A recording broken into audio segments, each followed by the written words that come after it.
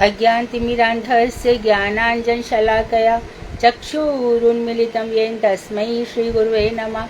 नमो महावदन्याय कृष्ण प्रेम प्रदायते कृष्णाय कृष्ण चैतन्य नामने गौरत्युषे नमः। हे कृष्ण करुणा सिंधु दीन बंधो जगतपते गोपेश गोपिका कांत राधा कांत नमोस्तुते। तप्त कांचन गौरांगी राधे वृंदावनेश्वरी वृषभानुसुते देवी प्रणमामि हरिप्रिये। तवैवास्मि ना जीवामि त्वया बिना इति विज्ञाय राधे त्वं नय मां चरणान्तिकं। पूर्वे गौरचंद्राय राधिकाय तदालय कृष्णाय कृष्ण भक्ताय तद्भक्ताय नमो नमः। वांशाकल्पतरुवश्य कृपा सिन्धुवेव च पतितानां पावनेभ्यो वैष्णवेभ्यो नमो नमः। श्री कृष्ण चैतन्य प्रभु नित्यानंद श्री अद्वैत गदाधर श्रीवासादि श्री गौर भक्त वृंद। हरे कृष्ण कृष्ण कृष्ण हरे हरे हरे राम राम राम हरे हरे।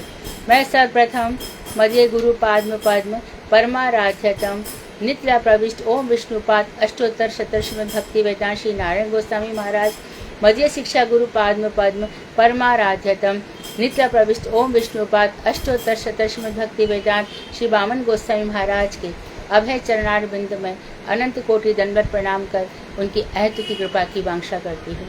मैं ग्रंथराज श्री चेतन शिक्षामृत तदय रचयिता ओम विष्णुपाद सत्यशील भक्ति विनोद ठाकुर के चरण कमलों में कोटि कोटि दंडवत प्रणाम कर उनकी अहत की कृपा की भिक्षा करती हूँ। मैं उपस्थित वैष्णव मंडली श्रोता सभी के लिए यथा योग्य दंडवत प्रणाम अभिवादन करती हूँ।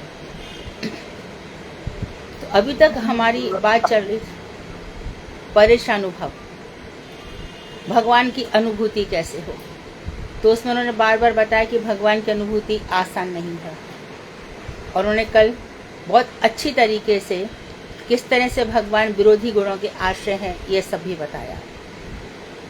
अब स्वानुभव भगवान की भक्ति में हमें क्या, हमारा स्व मतलब अपना क्या अनुभव है। कितनी भक्ति करने के बाद भी यही होता है कि माला में मन नहीं लगता, रस नहीं आता,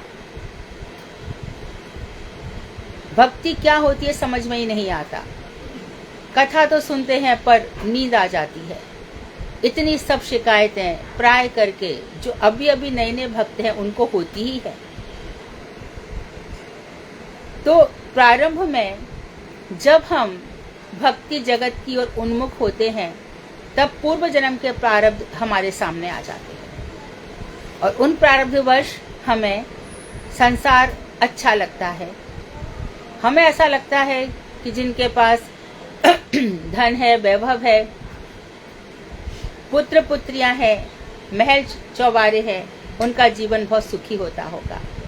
लेकिन जब उनसे बात करी जाए तो वो भी रात दिन भयभीत रहते हैं, दुखी रहते हैं। इस संसार में ऐसा कोई भी नहीं है जिसको या तो शरीर से या कुछ उनके ग्रह नक्षत्र या रोग शोक, ऐसा कोई भी नहीं है जो इनसे मुक्त हो। ये संसार भगवान ने बनाया ही ऐसा है। दूसरे की थाली में घी ज्यादा लगता है। हमारा जो हृदय है वो उतना साफ नहीं है, शुद्ध नहीं है। जन्म जन्मांतर के इसमें काम, क्रोध, मद, लोभ, मोह, ईर्ष्या भरे पड़े हैं। दूसरों के जीवन में क्या चल रहा है हमें इसमें अपने जीवन से ज्यादा उत्सुकता रहती है। दूसरा कैसे जी रहा है, अपने पर हमारा इतना ध्यान नहीं है। दूसरा सुखी है तो हम दुखी हैं और हम सुखी हैं तो भी हम दुखी हैं। ऐसी बहुत सी बातें हैं। तो भगवान ने हमारे ऊपर दया करके आचार्य गणों को भेजा और उनको बताया कि भाई जीव जाग, ये जो मन है ना इसके सहारे पे मत जी। मन में ऐसा सब आता ही रहेगा। मनः षष्ठानि इंद्रियाणि च कर्षति। तेरा जो नया जन्म है इस मन को लेकर ही होगा, इससे तू मन को मुझ पर रख दे। भगवान ने बड़ी दया करके कहा। और फिर भगवान ने क्या किया, बहुत सारे धर्म बताए कि देख ये स्त्री का धर्म है, ये पुरुष का धर्म है, ये सन्यासी का धर्म है, ये गृहस्थ का धर्म है। बहुत सारे धर्म बताए, तब भी जीव को रुचि नहीं आई, रोचकता नहीं रही। बड़े जी जान से वो श्राद्ध करता है, बड़े जी जान से वो कुएं इत्यादि खुदवाता है, धर्मशाला बनवाता है, अस्पताल बनवाता है। बनवाते बनवाते वृद्ध होता चला जाता है, इंद्रियां शिथिल होती चली जाती हैं और दिन रात चिंता में मग्न रहता है। कोई कार्य हाथ में ले लेता है तो इसकी सिद्धि कैसे हो, ये कार्य सफल कैसे हो, इन्हीं चिंताओं में डूब जाता है। तो भगवान की अनुभूति के लिए हृदय में कोई स्थान रहता ही नहीं है। हम रोज रोज याद दिलाते हैं, ये मंत्र हैं, इन मंत्रों के लिए स्थान शुद्ध रखो। जैसे कि घर में एक आसन बिछाया जाता है, पृथ्वी को शुद्ध किया जाता है, उसी प्रकार भगवान को बैठाने के लिए हमारे हृदय का आसन परम शुद्ध होना चाहिए। ठाकुर जी नहीं आते, वो नहीं आते हैं। हमारी जब तक सांस चल रही है हम भगवान की अनुभूति कर सकते हैं। जिस दिन सांस बंद हुई उस दिन पश्चाताप ही हाथ में रह जाएगा। जो मेरे साथ गए ही नहीं थे, जाने वाले भी नहीं थे, उनके पीछे हम लोग कितना मरते रहे, तड़पते रहे और ये देखा कि हमारे घर में हमारे दादाजी चले गए। अरे इनका कोर्ट में बड़ा केस चल रहा था, इनका साथियों से बड़ा वैमनस्य था, इनका उससे लेना देना था। अरे देखो खाली हाथ चला गया, कुछ भी साथ में नहीं गया। तो ये प्रपंच हमारे दिमाग से निकलता भी नहीं है। यक्ष के प्रश्न के उत्तर में कि सबसे बड़ा आश्चर्य क्या है, हम दूसरों को मरते देखकर ये नहीं सोचते कि हमारी भी मृत्यु है।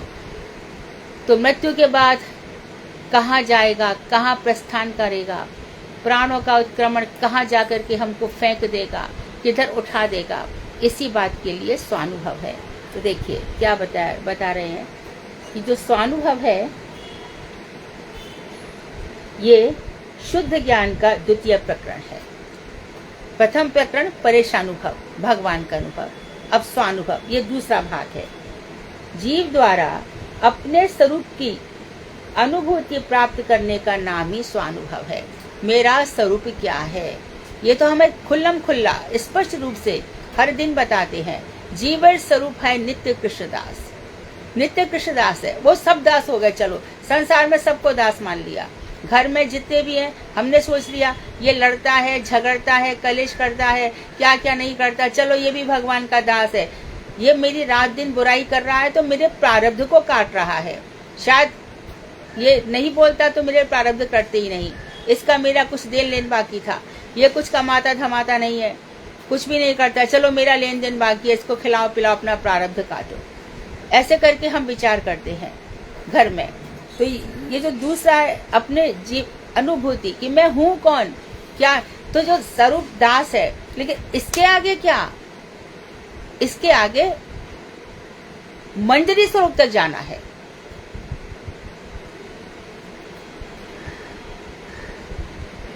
जीव का स्वरूप क्या है, भिन्न भिन्न प्रकृति, प्रकृति मतलब स्वभाव के वशीभूत व्यक्ति इस प्रश्न का उत्तर भिन्न भिन्न प्रकार से देते हैं, जिसका जैसा स्वभाव होता है।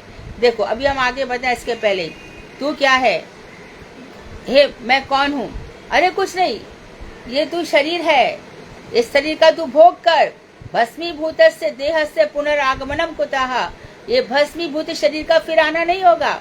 खा पी, अरे मेरे पास पैसे नहीं है, कर्जा ले ले, कर्जा ले लिया, कर्जा चुकाने के लिए मेरे घर पर रोज रोज आ रहे हैं, अरे भाग ले यहाँ से, कोई कर्जा वर्जा नहीं। किसने देखा है ये शरीर भस्मीभूत हो जाएगा, ऐसा सिखाएंगे।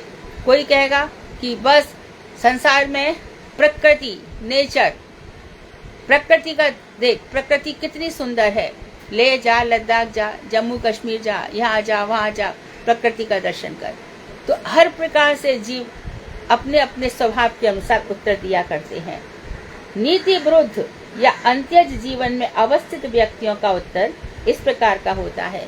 पहले भी बताया था कि जो नीति नहीं जानते, मनुष्य जन्म में नीति नहीं जानते, अंत्यज जो चंडाल जाति के लोग हैं, जो सुअर कुत्ते का मांस खाते हैं, वो लोग इसका उत्तर इस प्रकार देते हैं कि प्राकृत अणु परमाणुओं के यथोचित संयोग से मानव देह और देह में स्थित यंत्र समूह उत्पन्न होते हैं तथा इन यंत्रों के चलने में उसमें अनुभव और विविध प्रकार का विचार युक्त ज्ञान पैदा होता है। उस ज्ञान और यंत्रों से युक्त मानव शरीर ही जीव है। तो सबसे नीचे जाति के लोग जो हैं, जो खाली खाते पीते हैं, वो क्या बताएंगे कि देख जीव क्या है, अणु और परमाणुओं का उचित संयोग से यह शरीर बना है, अणु और परमाणुओं से। मॉलिक्यूल्स साइंस वाले लोग जानते होंगे, अणु और परमाणु से शरीर बनता है। पानी जैसे कैसे बनता है, H2O है ना, H2O से हाइड्रोजन 2 ऑक्सीजन के दो कुछ अणु और कुछ परमाणु मिलकर। कुछ लोग कहते हैं धरती भी अणु परमाणुओं से मिलकर बनी है। तो छोटे छोटे मॉलिक्यूल्स होते हैं जिनसे मिलकर यह शरीर बनता है। ये सबसे नीची जाति के लोग हैं, यानी नीचे विचार के लोग। तो पहला पॉइंट इनका क्या है, अणु परमाणुओं से मिलकर यह शरीर बनता है और देह में स्थित यंत्र समूह उत्पन्न होते हैं। और देह में स्थित यानी हमारा जो नर्वस सिस्टम है, सुनने की क्षमता, बोलने की क्षमता, ये सब इन अणु परमाणुओं से, अणु परमाणु टकराते हैं तो बस हमारा ये शरीर चलता है। विज्ञान में इस तरह से सिखाया जाता है, जैसे कि हम पढ़ेंगे, देखो आवाज आई, आवाज ने मस्तिष्क में एक टंकार हुई और टंकार से हमें कान में आवाज आई। फिर उन्हीं अणु परमाणुओं को आधार बना के कहा जाता है, देखो इस अभी उच्च श्रेणी पे नहीं गया ओम, अभी इसी श्रेणी पे ये लोग कहेंगे ओम कर, तो वो उनका शरीर, देखो तेरे शरीर में रोमांच हो रहा है ना, देख ये शरीर में ये अनुभूतियां हैं। फौज में भी जाएंगे तो शरीर को ही बताया जाता है और क्या कहा जाता है कि देखो ये शरीर बार बार नहीं मिलेगा, देश के लिए शरीर समर्पण कर दो, समाज के लिए कर दो, परिवार के लिए कर दो। और कोई कोई तो मूर्ख किसी से प्रेम कर लेती है, प्रेम कर लेता है, वो किसी और से शादी कर लेता है तो उसी में जान दे देते हैं। ये सबसे निम्न श्रेणी के ये लोग शरीर के आधार पर जीते हैं। इनका तो ये कहते हैं कि इससे शरीर बनता है और देह में स्थित यंत्र उत्पन्न होते हैं तथा इन यंत्रों के चलने से उसमें अनुभव होता है और विभिन्न प्रकार के विचार युक्त ज्ञान पैदा होता है। तो यंत्र चलते हैं, हम सुन सकते हैं, बोल सकते हैं, हमारे गले में भी यंत्र फिट है, हमारे पाचन संस्था में भी यंत्र फिट है, ऐसे बताएंगे। और फिर ऐसे ही विचार हमारा ज्ञान उत्पन्न होता है। इस ज्ञान और यंत्रों से युक्त, तो ये ज्ञान जो हो रहा है, जो हमें कॉमन सेंसेस, हम सुन पा रहे हैं ये ज्ञान है, हम देख पा रहे हैं ये ज्ञान है, इससे उत्पन्न ज्ञान ही मानव शरीर से युक्त मानव शरीर ही जीव है। ये सबसे नीची जाति के लोग बोलते हैं। मानव शरीर के छूट जाने पर, अर्थात मानव शरीर के नष्ट हो जाने पर जीव नाम की कोई वस्तु नहीं रहती। इसके विचार से पशुओं को जीव नहीं कहा जा सकता। तो शरीर नष्ट हो गया तू खत्म। बहुत से जैन लोग हैं, उनके यहाँ पर यह सब नहीं होता, कोई कर्म कांड गरुड़ पुराण कुछ भी नहीं होता। वो ईंट से ईंट बजा कर आ जाते, काम खत्म, शरीर खत्म। तो वो लोग उनका देखो ये होता है, साध्वी बनते हैं, साधु बनते हैं, बालों को नोच लेते हैं और शरीर को उत्पीड़न करना ही उनका लगता है कि उनका धर्म हो गया। ऐसे कितने ही, या फिर रास्ते में जाओ, कोई एक खंडा लेकर के अपने को मारता रहेगा और समझेगा कि यही मेरी तपस्या है। और इसी तरह से कोई नागा साधु रहते हैं, ये भी शरीर पर ही रहते हैं और ना कोई धर्म करते हैं, ना कोई कर्म करते हैं, ना पुनर्जीवन पे विश्वास रखते हैं। रीबर्थ तो ये लोग मानते ही नहीं है। हमें जितने भी अंग्रेज जाति के लोग हैं, what is rebirth, done, finish, everything is, सब फिनिश हो गया, सब खत्म हो गया। इसके लिए अरे तू मर करके पशु भी बनेगा। हमारे यहाँ श्रीमद् भागवत में कथाएं भरी पड़ी है, जिसने जिसका चिंतन किया या जिसने अपराध किया, इंद्रदुम्न राजा को गजेंद्र बनकर आया, ऐसे कितने ही उदाहरण हमारे यहाँ भरे पड़े, उनका विश्वास नहीं करते। तो ये कौन से बुद्धि वाले हैं, ये पशु बुद्धि वाले हैं। इनके अंदर ना विद्या होती है, ना तपस्या की भावना होती है, ना दान के, ना कोई गुण होता है। ये पृथ्वी पर पशुओं के समान घूमते हैं। इनके अंदर विद्या नाम की कोई चीज ही नहीं होती। ये सबसे नीच बुद्धि के लोग हैं। ये उनका अपना अनुभव है, ये सबसे नीचे वालों का अनुभव है। अब अपना पैरामीटर लगा दो भाई, हम उसमें से कौन से हैं। स्वादिष्ट खाना नहीं मिला, अरे क्या मन नहीं कर रहा है, कुछ होना चाहिए, कुछ स्वादिष्ट, कुछ मिला नहीं आज, ऐसा तो दुखी हो जाते हैं, है ना। या फिर अरे बोलो कितने अच्छे अच्छे कपड़े पहन रहे थे, हमने कपड़े नहीं पहने, तो मन इसी में, एक अच्छा साड़ी पहना है, वो इसमें क्या बोलते उसको, चटकती मटकती चली जा रही है, और दूसरा देख देख के जलती चली जा रही है। जीवन है क्या? ये पशु बुद्धि है। वो जो पहने उसकी बला से। तुम्हें क्या हो गया? तुम्हारी आत्मा ने तुम्हारे शरीर का कपड़ा पहना हुआ है, आत्मा का ध्यान क्यों नहीं जाता? और मानो कोई इस जीवन में जिसने शुद्ध ज्ञान प्राप्त कर लिया, वो तो सादा ही रहेगा ना। वो क्यों ये सब पहने? भाल ना पहने, भाल ना खावे। महाप्रभु के विचारों में चल रहा है। महाप्रभु का आदेश है, बहुत अधिक अच्छा खाना नहीं है क्योंकि इसमें इंद्रियां चंचल हो जाती हैं, और बहुत अच्छा पहनना नहीं है क्योंकि बुद्धि खराब हो जाती है। हमने देखा है कि जब परिक्रमा आती है तो बहुत से लोग बहुत नए नए कपड़े पहनते हैं। अरे मत पहनो, तो ब्रह्मचारियों का मन चंचल होता है। तो हम क्या करें? वो ब्रह्मचारी की प्रॉब्लम है, हमारी थोड़ी प्रॉब्लम है। ये उत्तर होगा।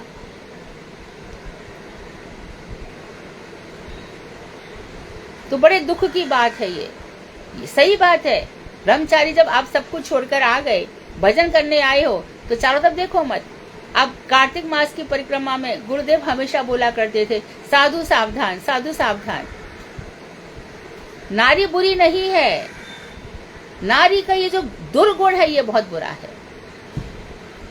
किसी की तपस्या मिटा देना, कोई भगवान का भजन करने चला उसको नीचा दिखा देना, उसको बार बार कोसना, उसको दिखाना अरे कुछ हुआ क्या, ये सबसे बड़ा अपराध है। भक्ति मार्ग में दूसरों को आगे बढ़ाना चाहिए।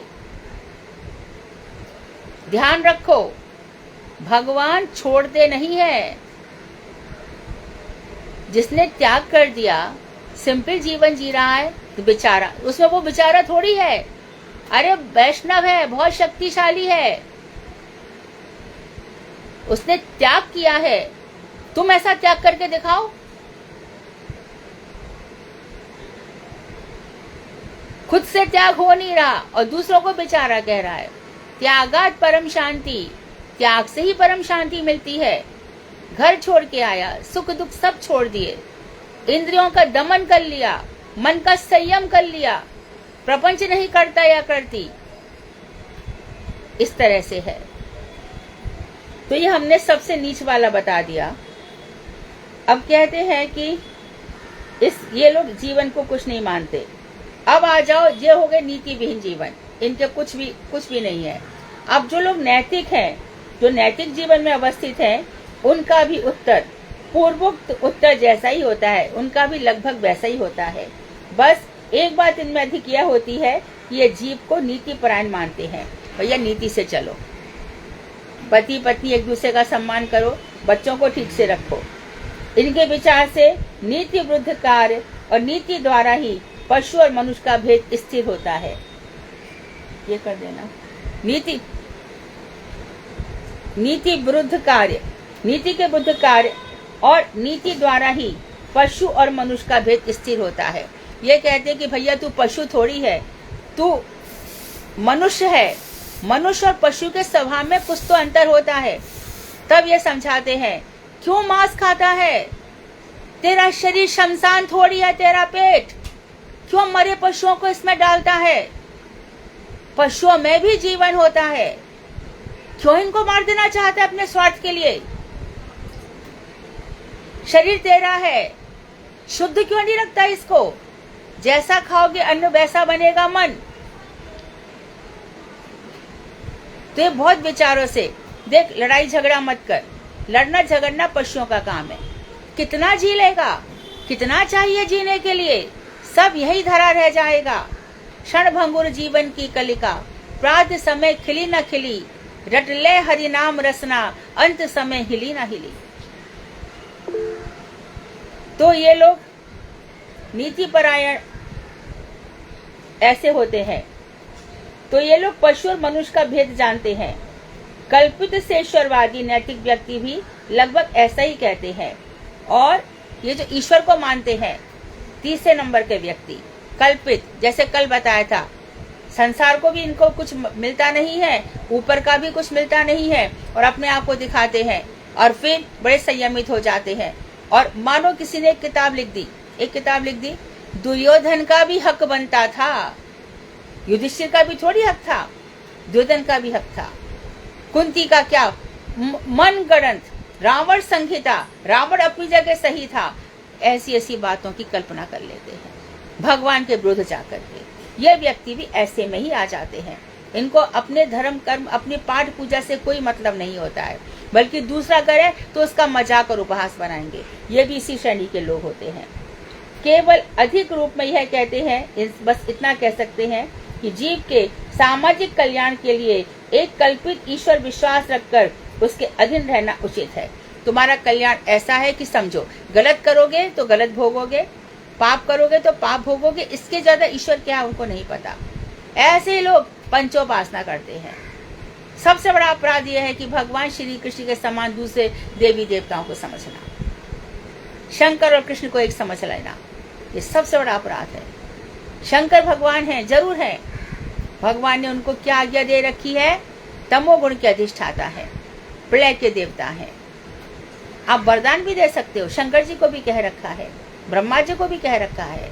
द्रोणोधरा ने जब भगवान को पुत्र जैसा भगवान मानने की, तो ब्रह्मा जी ने कहा तथास्तु, ऐसा ही होगा, क्योंकि ब्रह्मा जी ऐसे भक्त हैं कि भगवान से कह सकते थे।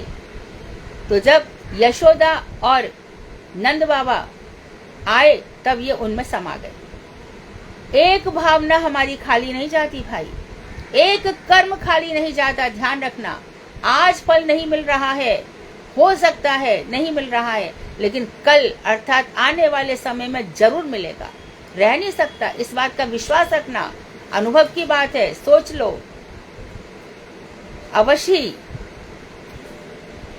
ये लोग इस तरह से करते हैं। तो ईश्वर का विश्वास रखकर उनके भगवान के अधीन रहो, ये लोग इतना मानते हैं।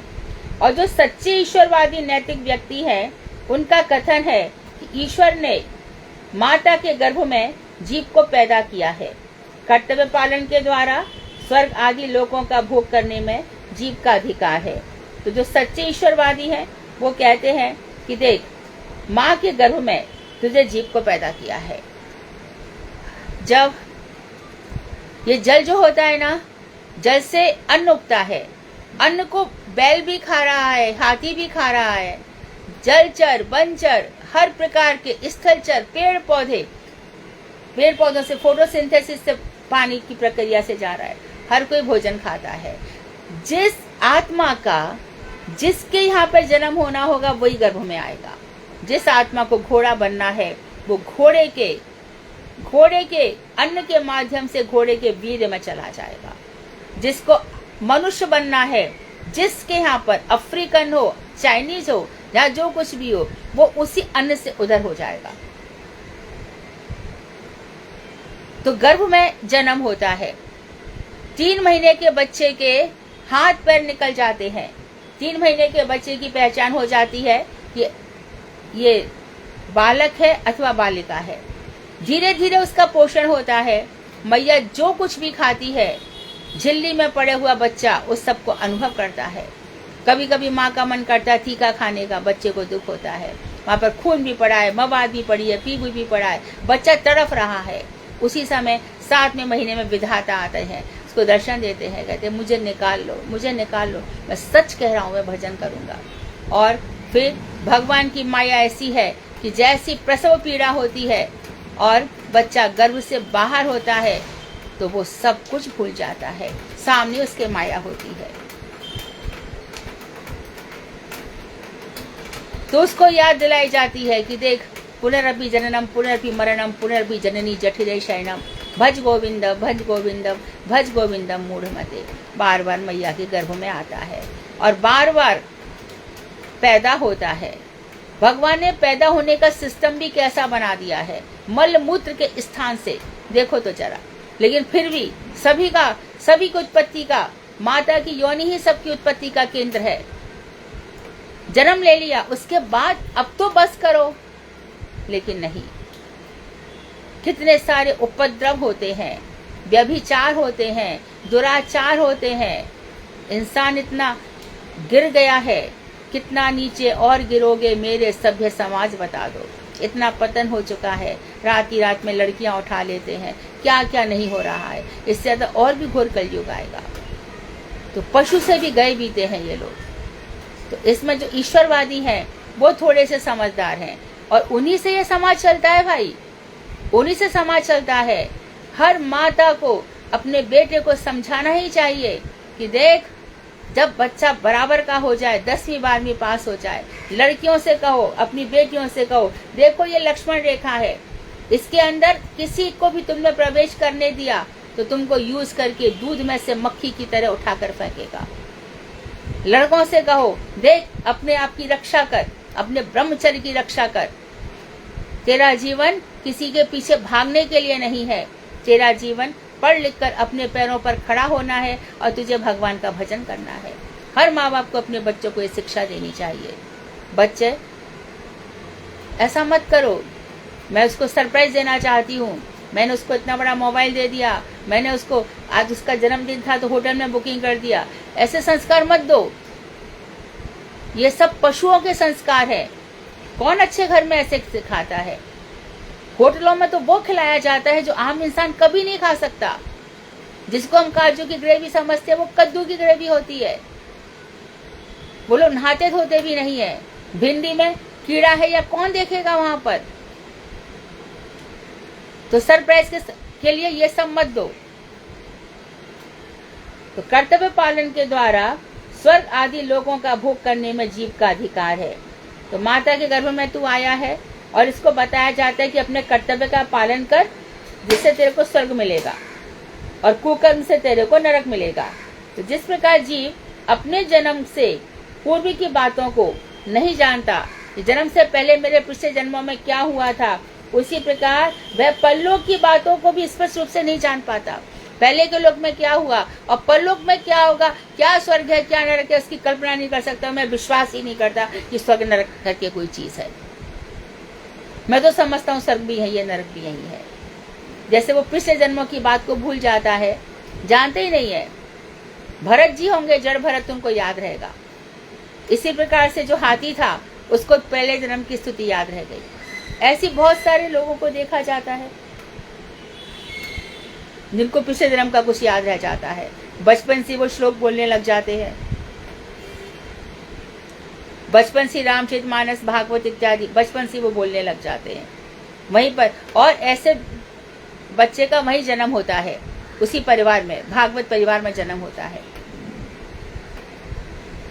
अतएव जीव और जड़ का परस्पर क्या संबंध है यह उसे समझ में नहीं आता। तो जीव और जड़ इसका क्या संबंध है वो ये कभी नहीं समझ पाता। ये जड़ जगत जीव उसको समझ में ही नहीं आता। देखो कितनी सारी बातें बताई गई हैं, हम में से कितने लोग समझते हैं। हम लोग एक कथा यहाँ कहेंगे नहीं, कथा को सुनेंगे नहीं, समझेंगे नहीं, पढ़ेंगे नहीं, दूसरे के यहाँ पे अब दूसरा अलग टॉपिक पे बोल रहा है, तीसरा अलग टॉपिक पे बोल रहा है, कुछ भी हाथ नहीं आ रहा, कुछ भी हाथ नहीं आ रहा है।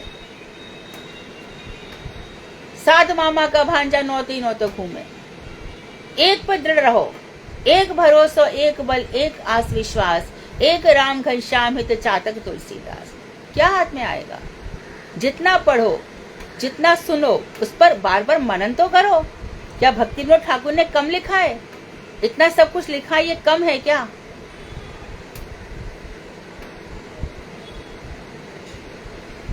तो उसके कुछ समझ में नहीं आता। जीव और जड़ का परस्पर क्या संबंध है, आत्मा का शरीर क्या क्या संबंध है, आत्मा का जगत क्या संबंध है, आत्मा का माता पिता का क्या संबंध है, आत्मा का गुरु जी के साथ क्या संबंध है। गुरु जी का स्वरूप कैसे समझेंगे, अपनी आत्मा का स्वरूप नहीं समझा तो। और जैसे जैसे आत्मा के स्वरूप की परतें खुलती चली जाएंगी, तब तब हम गुरु जी के चरणों में, महाप्रभु जी के चरणों में, नित्यानंद ठाकुर के चरणों में बार बार लेटेंगे, बार बार पलटेंगे। अब कोई कोई एक प्रथा चल गई है कि बस राधे राधे बोलो, राधे राधे बोलो, राधे राधे बोलो। परंतु हमारे रूप गोस्वामी कहते हैं हाँ राधे राधे करो, हम भी राधा के पक्षपाती हैं, लेकिन हमारा जो गोपी भाव है उसका क्या? जो भ्रमर गीत में विरह की अनुभूति हुई, इसका क्या? वेणु गीत में भी थोड़ा थोड़ा विरह देखा जाता है, उसका क्या? तो भ्रमर गीत में, वेणु गीत में ये जो विरह है, और हमारे रूप गोस्वामी कह रहे हैं कि बिना विरह के मिलन पुष्ट नहीं होता। मिलन में हम आमने सामने बैठे हैं, विरह में ज्यादा अधिक याद आती है, पग पग पर तड़फ होती है, रुदन होता है, क्रंदन होता है, इसलिए विरह महोत्सव मनाया जाता है।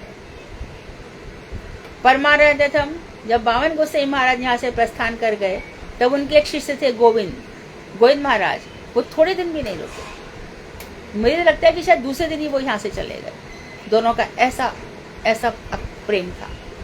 हमारा प्रेम बढ़ रहा है ना, समाज में, परिवार में, हमारी प्रगति में, पैसे में, धन, हमारा ऐसा कैसे हो सकता है? हम कहाँ से सन्यासी बन जाएंगे अगले जन्म में भी? कहाँ से ब्रह्मचारी बन जाएंगे अगले जन्म में भी?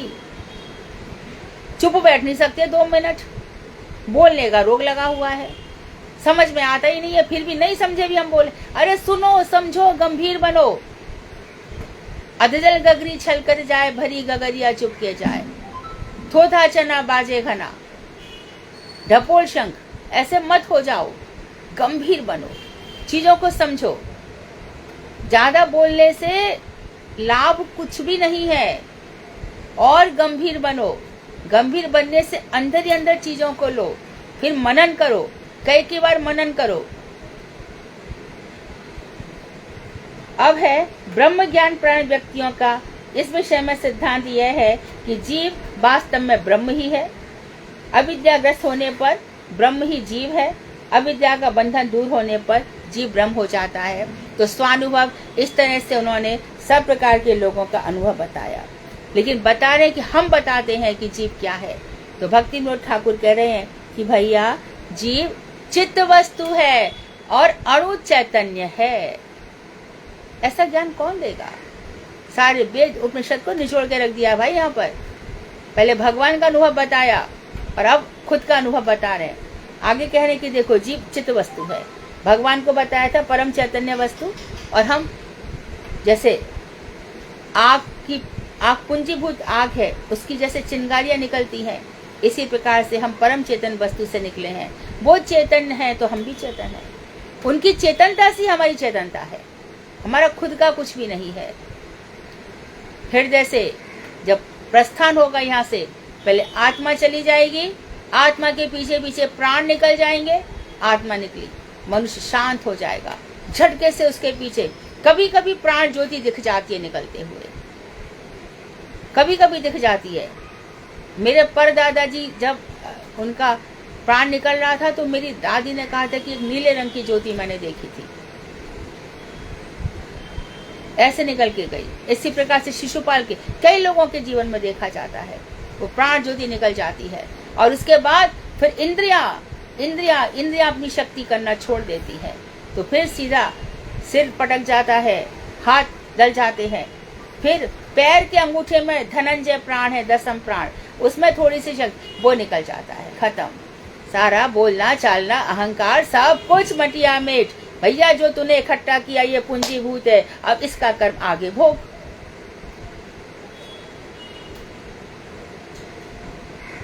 भाई जीव, तू अणु चेतन है, चेतन वस्तु में ही मन लगा।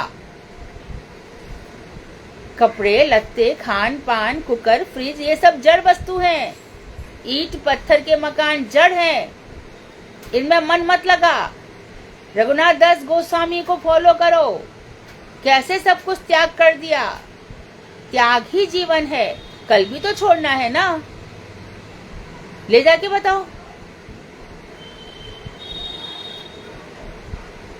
तो क्यों नहीं हम पूरी संजीदगी के साथ भजन करते हैं? क्यों अपना मन यहाँ वहां रखते? किस लिए? क्यों नहीं हमारे जीवन में संयम आता है? क्यों अपने आप को बांट देते हैं? बंटने के लिए थोड़ी पैदा हुए हैं। पग पग पर हमें अवेयर होना चाहिए, मुझे ऐसे जीना है, मैं क्यों किसी के साथ एडजस्टमेंट करूं? मुझे भगवान ने अलग रास्ता बना दिया है। तो अब यही बता रहे हैं, देखो, जीव अणु चैतन्य है और चित्त वस्तु है। उपरोक्त सारी बातें स्पष्ट नहीं है, अस्फुट है, यानी अस्पष्ट है, असंपूर्ण है, पूरी नहीं है, और सब दोषपूर्ण।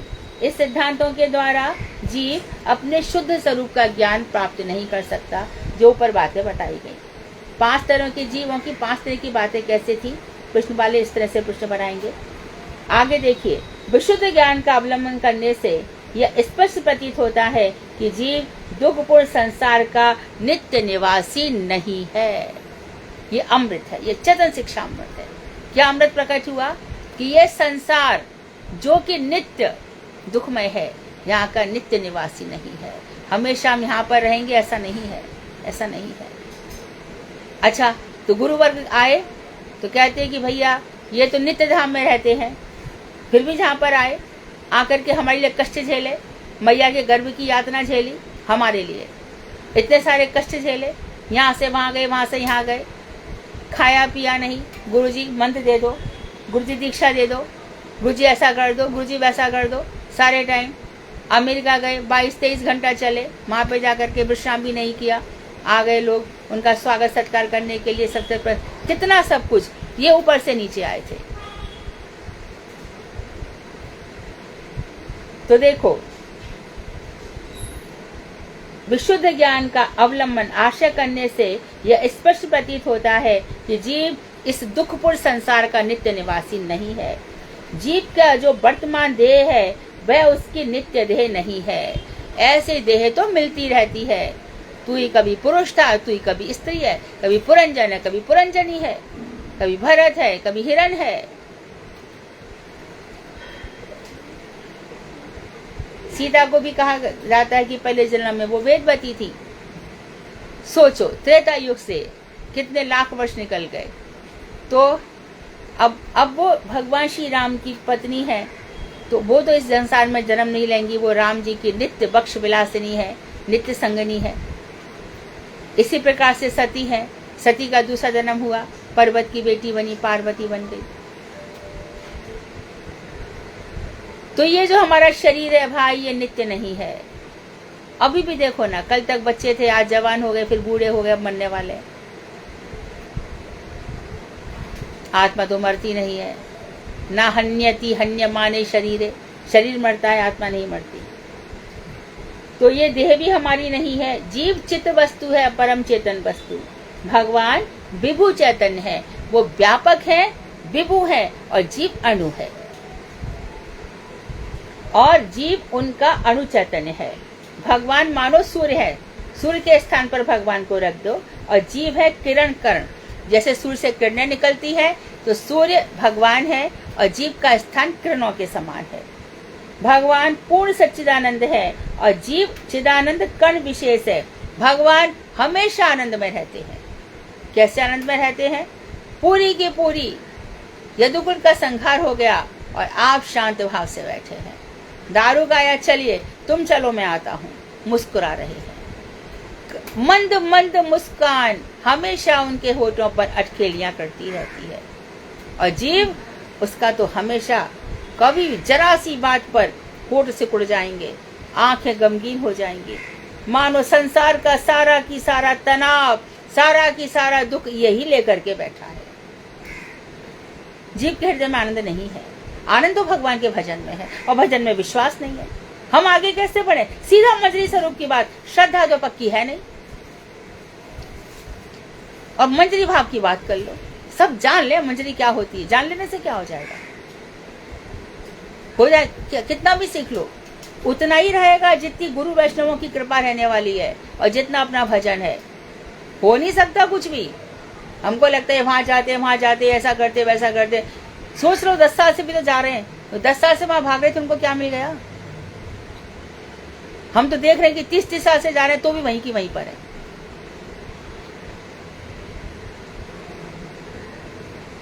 अपना ही बढ़ाओ। तो भगवान जैसे मानो सूर्य हैं, और सूर्य की जैसे किरणें होती हैं, हम भगवान के उसी प्रकार के अंश हैं। भगवान पूर्ण सच्चिदानंदमय है, सत चित और आनंद। सत हमेशा उनकी सत्ता है, चित हमेशा संवित शक्ति चेतना है, ज्ञानवान है, और हमेशा आनंद में रहते हैं। परमात्मा में दो ही चीज रहती है, सत और चित। वहाँ आनंद नहीं होता। आनंद की पराकाष्ठा कहाँ है? भगवान में, जब वो शरीर धारण करके रहते हैं। तो अतः जीव कैसा है? चिदानंद है, लेकिन कण विशेष है। आनंद का थोड़ा सा ही कण है। दुख में दुखी हो जाता है और सुख में सुखी हो जाता है। 1 मिनट में आनंद, बहुत अच्छा आनंद आ रहा है क्या, अरे मेरे नाती की बहू आई है घर में, मेरे घर में, अरे मेरा पड़पोता हुआ है। 2 मिनट की खुशी, जड़ जगत की खुशी। जड़ जगत और जड़ भगवान के अपने समीपवर्ती तत्व नहीं है, भगवान के समीप में नहीं रहते। ना तो ये जड़ देह ना जड़ जगत, ये भगवान के समीप नहीं रहता। क्योंकि उनमें चित्त का विपरीत भाव परिलक्षित होता है, किंतु जीव स्वयं चित्त वस्तु है, इसलिए वह भगवान का अति समीपवर्ती संबंध युक्त तत्व है। तो जड़ जगत भगवान के समीप नहीं रहता, क्योंकि जड़ जगत में चित्त वस्तु का विपरीत, जड़ जगत चेतन तत्व नहीं है, संबंध चेतन नहीं है। हमने जिनसे संबंध पाल रखे हैं ना, वो सब विपरीत, उनमें अर्थात चेतन तत्व नहीं है। जीव में चेतनता है, जगत में चेतनता नहीं है। जीव चित्त वस्तु है, वो भगवान के समीपवर्ती संबंध युक्त तत्व है। जीव भगवान के बहुत समीप है। उपवास, समीप में रहना, उपवास करना। जीव जब चाहे ध्रुव की तरह, प्रहलाद की तरह भगवान की भक्ति करके अपने जीवन को सफल कर सकता है। जैसे भगवान का एक स्वरूप विग्रह है, ठीक उसी प्रकार जीव का भी एक नित्य चित्त देह होती है। हम सब की नित्य चित्त देह, हम सब शुद्ध रूप में, हम सब मंजरी भाव में नित्य रूप में हैं, हमेशा ही, लेकिन अपने आप को भूल करके 184 में पड़े हुए हैं। जैसे जैसे दिन पे दिन आपका भजन बढ़ता चला जाएगा, आपको इस चीज की अनुभूति होती चली जाएगी, मैं ये हूं ही नहीं, ये मेरा शरीर दिखावे का शरीर है। तो इस लाइन को अंडरलाइन कर लो 100 बार, 200 बार, 1000 बार, कि हमारी नित्य सिद्ध देह है, जैसे भगवान का सिद्ध देह है। इसीलिए तो जीव भगवान को बराबर कहते हैं ना। यही चित्त देह बैकुंठ धाम में प्रकाशित रहती है। बैकुंठ धाम में हम सब हैं। एक बार बन महाराज से इस विषय में बहुत चर्चा हुई थी, तब बन महाराज ने बहुत अच्छे से क्लियर किया था। नित्य चित्त देह हमारी वहीं पर है, हम सबकी। अब चित्त देह के 2 आवरण है। जड़ जगत में जो हम आ गए बद्ध होकर, यह चिन्मय देह माया के आवरणों से ढकी रहती है। यहाँ पर आ गए तो माया के आवरण है, इससे ढकी रहती है, यानी कि हमारा चित्त स्वरूप जो हृदय में है वो प्रकट नहीं होता। माँ कैसी है, बाप कैसा है, भाई बंधु, यही सब में हम ढके रहते हैं प्रकृति से। ये मेरे टीचर है, सब ये सब झूठ है, झूठ। सारे संबंध झूठे हैं। आप किसी से ज्यादा प्यार करके देख लो, वहीं से धोखा मिलेगा। करके देख लो, किसी में आसक्ति रख के देख लो, वहीं से डंडे पड़ेंगे। फिर क्यों, किस लिए? बार बार मूर्ख वही है जो धोखा खाता है, धोखा देता है। मूर्ख वही है जो किसी को धोखा देता है, लेकिन सबसे बड़ा मूर्ख वो है जो बार बार धोखा खाता है। फिर रोना ही तो हाथ में रहता है ना। और फिर भी हम किस लिए रो रहे हैं? उसने हमसे बातचीत नहीं की। अभी हम नाम नहीं बताएंगे। एक व्यक्ति मिले, आकर की है पूरी की बात है, रो रहे हैं, है ना। क्यों? दीदी हाँ, मेरे महाराज मुझसे बात नहीं करते। देखो, आप जाके कर लो बात, तो हिम्मत नहीं है। आप जाके कर लो ना, करनी है बात।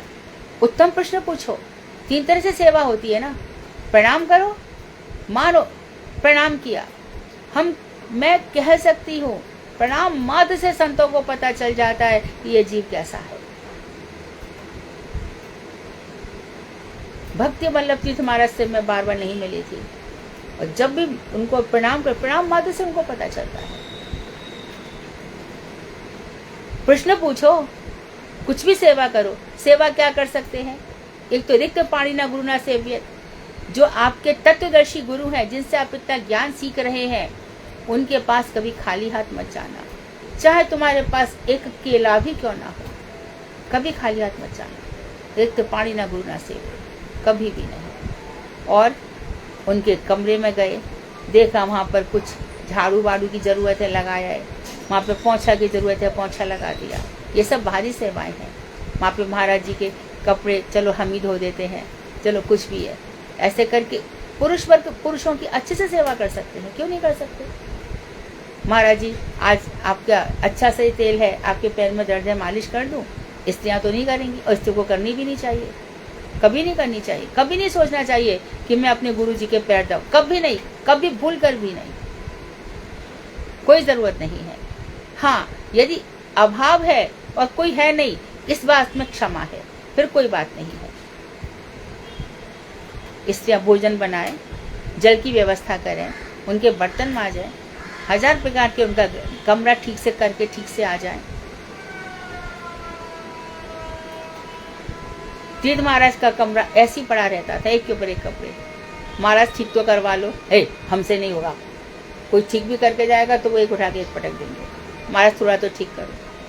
तो उनकी सेवा क्या थी, क्या सेवा कर सकते थे उनकी। महाराज आज एकादशी है, मखाने सिंगदाने भून के दे दिया, तो उनको देंगे तो सबको बांट देंगे। तो अच्छे से भैया देखो हम मखाने सिंगदाने ले जा रहे हैं, तुम भी थोड़ा कलेक्शन कर दो, तुम भी थोड़ा कलेक्शन कर दो, सब मिलके दे आते। कहाँ देने जा रहे, चलो संग में दे आते हैं। वहाँ पे गिरिराज जी बैठे हैं, अच्छा चलो दूध दही से अभिषेक करवा देते हैं, अरे चलो तुलसी जी ले आते हैं। 1000 प्रकार की सेवाएं मन में उदित होती है और करनी चाहिए।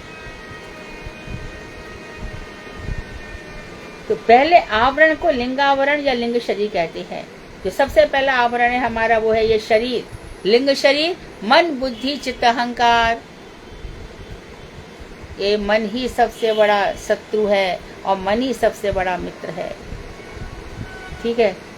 मन बुद्धि और अहंकार ये लिंग जगत के तत्व हैं। यह लिंग जगत जड़ जगत की अपेक्षा सूक्ष्म होता है। जड़ जगत तो कैसा है हमारा, ये बाहरी सब इंद्रिया इत्यादि जो है ना, 11 इंद्रिया, आँख नाक कान बाघ पानी पाद पयो कस्ती, ये सब 11 इंद्रिया, ये है स्थूल जगत और ये है जड़ जगत। इसलिए लिंगावरण भी सूक्ष्म होता है। स्थूल जगत में जो आत्मबुद्धि और स्थूल शरीर में मैं का जो अभिमान होता है उसे ही अहंकार कहते हैं। ये मैं हूँ। अहंकार तो उसी समय देखो, मराठी लोगों में शादी होती है ना, वहाँ पे नाम बदल देते हैं, लड़की का पहला नाम कुछ और होता है बाद में। इसी प्रकार से देखो गौड़ीय वैष्णवों में या और भी जगह पहला नाम कुछ और होता है और बाद में कुछ और नाम हो जाता है, नाम बदल देते हैं। लेकिन जैसे कि कभी कभी नाम भी नहीं बदलते। मेरे गुरुदेव का नाम पहले भी नारायणी था, फिर ब्रह्मचारी नाम गौर नारायण हुआ, बाद में नारायण हुआ। गुरुदेव ने मेरा नाम भी नहीं बदला। पर मैं गुरुदेव से कहती थी तो नहीं, गुरुदेव मधु भी लिखते थे, खंडेलवाल भी लिखते थे। स्थूल जगत का अभिमान मिटाते हैं। लेकिन जब पता ही, जब ये ज्ञान हो गया ये शरीर है, इसका नाम का क्या, इसी मिट्टी से कहीं सकोरा बन रहा है, इसी मिट्टी से कहीं कुल्हड़ बन रहा है भैया, इसी मिट्टी से कहीं कुत्ता बन रहा है, इसी मिट्टी से सुअर बन रहा है, इसी मिट्टी से स्त्री बन रही है, इसी मिट्टी से पुरुष बन रहा है। और पुरुष क्या है, स्त्री क्या है, मन के जो विकार है भाई स्त्री पुरुष का भेद करते हैं। कितनी सीधी सी बात है। तो स्थूल जगत में ये जगत, ये संसार है, मैं इस संसार को पलट के रख दूंगा, मैं प्रधानमंत्री बनूंगा। और प्रधानमंत्री बनने के लिए कितना झूठ बोलना पड़ा। नेता बनने के लिए हमें बहुत बड़ी पोस्ट पर है, सारी जगह ये होता है, ये होता है। अरे भैया कितना जन्मों का, अब कितने सारे जन्मों का प्रारब्ध जब खुलेगा तब क्या होगा। हमारे प्रभुपाद जी, जब हमारे प्रभुपाद जी से सुभाष चंद्र बोस ने कहा कुछ बच्चे हमें दे दो, प्रभुपाद जी का क्यों दे दूं, कल ये बच्चे मानो इस देश के लिए मर गए और कल मर करके ये इसी अमेरिका में, इंग्लैंड में पैदा होंगे तो क्या होगा। रविन्द्रनाथ ठाकुर को भी हमारे प्रभुपाद जी ने डांट दिया। हमारे प्रभुपाद जी ने तो कहा शवों की सेवा, ये कल मरने वाले, उनकी सेवा में अपना जन्म क्यों बर्बाद करते हो। और जो पैसा बाढ़ ग्रस्त लोगों की के लिए लागे, शवों की सेवा करके मंदिर बनने चाहिए, क्यों बनने चाहिए? एक जीव का भी कल्याण हो गया तो मंदिर बनना सफल हो गया। मानो जो भगवान की श्याम सुंदर शोभन मूर्ति है, उसका दर्शन किया और उसका हृदय फट गया। अरे इतने श्याम सुंदर दर्शन को करके मैं संसार के किन लोगों के बीच में रह रहा हूँ।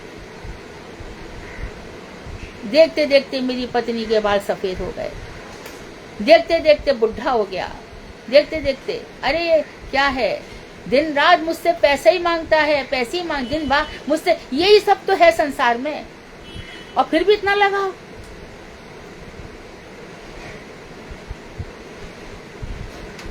इसी को सच मान लिया, हम तो हमारा कर्तव्य कर रहे हैं।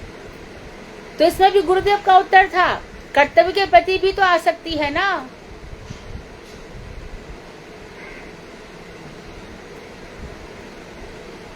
जड़ जगत में आत्मबुद्धि, स्थूल शरीर में मैं का जो अभिमान होता है उसे ही अहंकार कहते हैं। स्थूल शरीर जब मैं, जड़ के साथ संबंध होने से पूर्व जीव की जो चित्त देह थी, उस देह में उसका जो आत्म अभिमान था या है, वह सर्वथा उचित और स्वाभाविक है।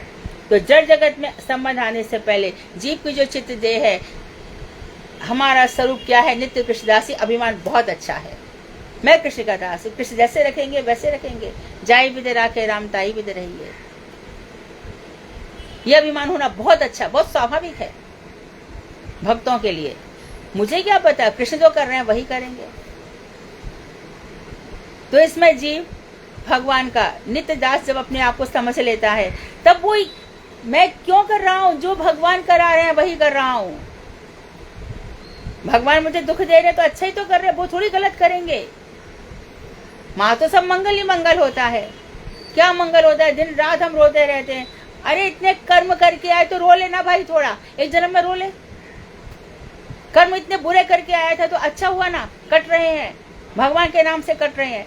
कहीं कहीं और जन्म में जाने क्या क्या होता, एक जन्म में कट जाने दो ना, कितना जी लोगे, आने दो ना दुखों को, कितने दुख आ जाएंगे। हमारे पास पैसे नहीं है, मत होने दो ना, चींटी का पेट भगवान भर रहे हैं कि नहीं भर रहे। पैसों से सुख है। कभी भी भक्तों को अभाव का अनुभव नहीं होना चाहिए।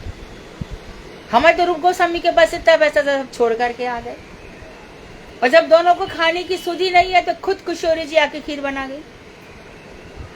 रघुनाथ दास गोस्वामी के इतने बड़े महल हैं, दोनों भाइयों के बीच में अकेला बेटा है, सब कुछ छोड़ करके आ गए। अपने लिए कुटिया भी नहीं बनाई, तो किशोरी जी आकर के अपने आंचल से रक्षा कर रही हैं। और हम लोग, हमारे गुरु जी के 2 आश्रम है, उनके 3 है। अरे ईंट पत्थरों से क्या करोगे। प्रभुपाद जी का लेक्चर है, 108 उपदेश है, जगह जगह खुदे पड़े हैं। हम ईंट पत्थर के कारीगर नहीं हैं, हम लकड़ी और पत्थर के कारीगर नहीं हैं, हम मिस्त्री नहीं हैं, हम ये सब बनाने नहीं आए।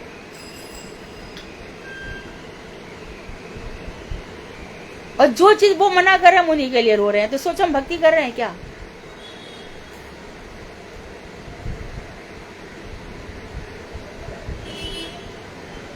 तो ये उचित है और स्वाभाविक है जब हम सोचते हैं अभिमान कि हम नित्य कृष्ण के दास हैं।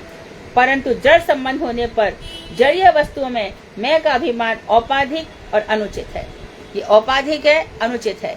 ये मेरा घर है, आइए इस गरीब के घर में आइए, कितना अभिमान छुपा पड़ा है। मैं तो कहती हूँ कि सब कुछ त्याग कर दो। जितनी आसक्ति रहेगी ना, नाग बनकर पैदा हो जाओगे। त्याग कर दो। और त्याग करने में कहा मैंने अपनी बेटी को दे दिया, बेटे को दे, फिर त्याग कहाँ रहा।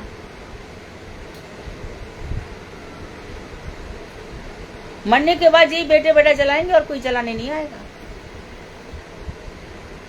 इतना धन है, इतना सब कुछ है, पूरी जा रहे हो, इतना सब, हमारा 500 रुपये दे देना, हमारा 100 रुपये दे देना, हमारा 1000 रुपये दे देना। ये भगवान, जिस भगवान ने दिया उसके लिए ये सेवा है। फिर आसक्ति कैसे जाएगी।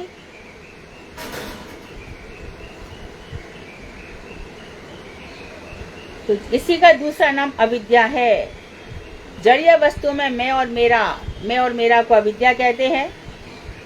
और ये अहंकार ही जड़ और जीव के बीच में बंधन का सूत्र है।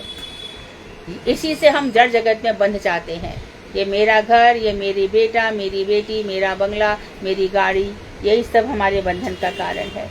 जड़ में स्थित होकर जीव जिस समय जड़ में अभिनिवेश करते हैं, उस समय वे अहंकार कुछ और स्थूल होकर,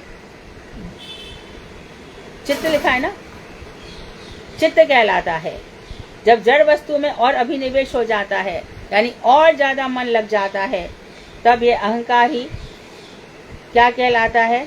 जीव जिस समय जड़ में अभिनिवेश करते हैं, उस समय यह अहंकार कुछ और स्थूल हो जा करके उसका चित्त बन जाता है। अर्थात मन, बुद्धि, चित्त, अहंकार, अहंकार के बाद चित्त। जब जड़ पदार्थों के प्रति विचार वृत्ति को चलाते हैं, तब वही तत्व कुछ और नहीं, स्थूल आकार धारण कर बुद्धि हो पड़ती है। तो धीरे धीरे चल रहे हैं अहंकार, अहंकार के बाद चित्त, चित्त के बाद बुद्धि, बुद्धि के बाद मन बताएंगे। तो अहंकार बता दिया, मैं और मेरा जो अविद्या भी है। उसके बाद फिर कह रहे चित्त क्या है? जब हम ज्यादा ही जड़ में अभिनिवेश कर लेते हैं, उनका चित्त संसार में रम गया है,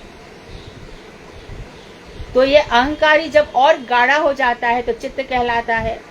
और जब जड़ पदार्थों के बीच विचार वृत्ति को हम चलाते हैं, सारी बुद्धि हमारी जड़ जगत में ही चलती है। काफी हम सोच विचार जड़ जगत से ही करते हैं, ऐसा करो, कूटनीति करते हैं, साम दाम जनभेद करते हैं, ये सब हमारी बुद्धि है। और वही तत्व कुछ और स्थूल आकार धारण कर लेता है, तो ये बुद्धि बन जाती है। उसके बाद इंद्रिय शक्ति के द्वारा जब साक्षात रूप में हम जड़ की आलोचना करते रहते हैं, उसी तत्व को मन कहा जाता है। इंद्रिय शक्ति के द्वारा अपनी बुद्धि से, अपनी आंखों से, अपने कानों से उसको जब हम चलाते रहते हैं, तब वो मन कहलाता है।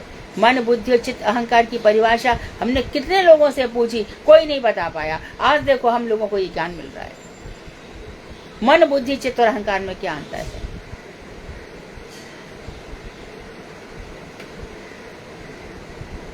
अहंकार से लेकर मन तक जितने भी तत्व हैं, वे शुद्ध जीव निष्ठ नहीं है, यानी ये सूक्ष्म तत्व शुद्ध जीव निष्ठ नहीं है। अतएव और वे जड़ भी नहीं है, इसलिए इन सबको लिंग कहा जाता है। ये शुद्ध भी नहीं है, जड़ भी नहीं है। शुद्धावस्था में जीव की जो चित्त देह है,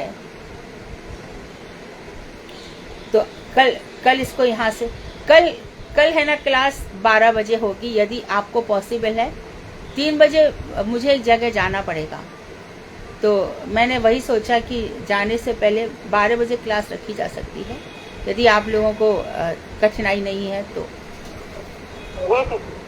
चलेगा। ठीक है दीदी, चलेगा। हरे कृष्ण। 12 बजे रखते हैं। वांछा कल्पतरु वैश्य कृपा सिंधु वेवचा पतितानां पावनेभ्यो वैष्णवेभ्यो नमो नमः। ये गौरप्रिया बहुत अच्छे से क्लास में रखती है, तो उसको लिखना चाहिए। गौरप्रिया तुम लिखना पेज 253 से, है ना। मैंने कहा था ना, धीरे धीरे इतना रोचक हो जाएगा, और रोचक होगी ये क्लास। हाँ, कौन बोला? धनवत बोलो। दीदी मैं ज्योति गुप्ता। हाँ बोल। ज्योति गुप्ता, आलोक से। ज्योति गुप्ता, हाँ बोलो। दंडवत प्रणाम। दंडवत, हाँ। प्रणाम करने के लिए। अच्छा, खाली प्रणाम, ठीक है ज्योति। समझ में आ रही है क्लास तुम्हें? हाँ जी, आ रही है। थोड़ी धीरे कोशिश कर रहे हैं। हाँ, धीरे धीरे समझ में आएगा। लेकिन आएगा जरूर, ये निश्चित है। भक्ति विनोद ठाकुर की कृपा मिलेगी, जरूर मिलेगी। उनको प्रणाम करो, फिर ग्रंथ पढ़ो। कोई भी ग्रंथ पढ़ने से पहले हमें अपने गुरु को, वैष्णवों को, जिन्होंने ग्रंथ लिखा है, उनको प्रणाम करना चाहिए। उनसे कहिए कि आपने जो कुछ भी लिखा है वो मेरे लिए ही लिखा है, मुझ पर कृपा करो जिससे मैं इसमें प्रवेश कर सकूं। जी, बहुत बहुत धन्यवाद आपको सब बताने के लिए। हाँ, ओके। और कोई प्रश्न?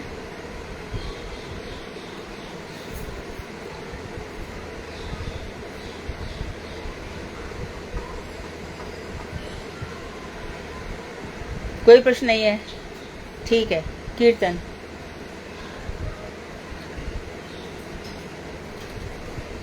हरे कृष्णा दीदी। हाँ।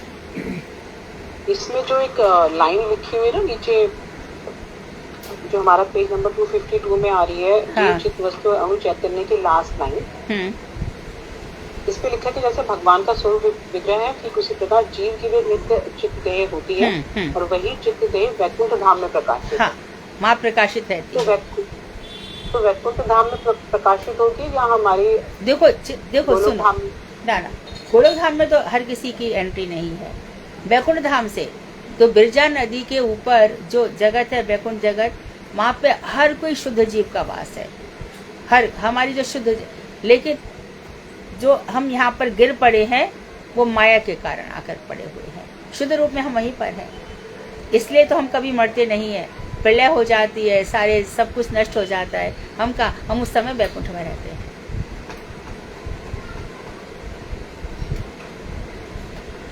हरे कृष्णा दीदी, दंडवत प्रणाम। दंडवत प्रणाम। हाँ, धन्यवाद। हरे कृष्णा दीदी, दंडवत प्रणाम। हाँ, उसी में आगे लाइन नहीं समझ में आया, उसमें जो लिखा है कि भगवान पूर्ण सच्चिदानंद है एवं और जीव चिदानंद कर्ण विशेष है। हाँ। तो इसमें जीव के साथ चिदानंद वर्ड जीव चिदानंद है, लेकिन कण मात्र है, पूर्ण नहीं है। चित आनंदमय तो है वो, लेकिन कण मात्र है।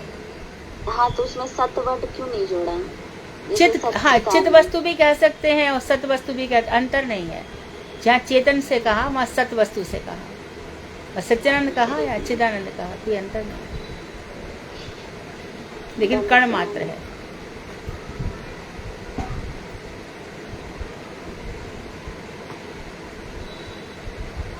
दीदी फिर मतलब यहाँ पर सब तो अपने आप से मान लेना होगा ना, क्योंकि जीव के अंदर हाँ, देखो तीन चीजें है ना, सत्य चित्त और आनंद।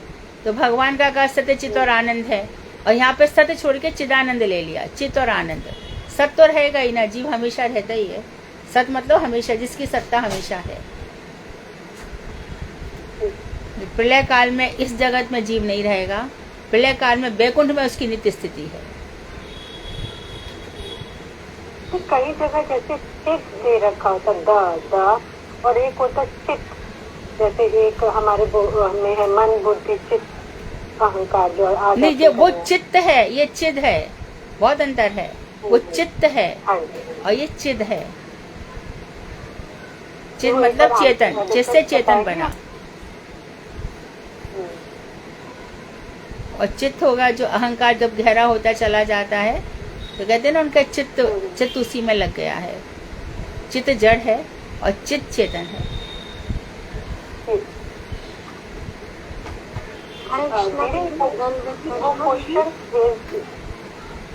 हाँ, दीदी ऐसा नहीं हुआ कि जैसे कुमार माटी के कुमार से एक दिन रो दूंगी मैं, और एक दिन ऐसा आएगा मैं रो दूंगी, तो राइट, तो ये वाला मतलब सही है? तो बिल्कुल सही है। इसी मिट्टी से हम बनते हैं, अहंकार करते हैं, शरीर मेरा, शरीर मेरा। लिखाए का तेरा शरीर है, एक दिन मैं तू ही मिट्टी में मिल जाएगा।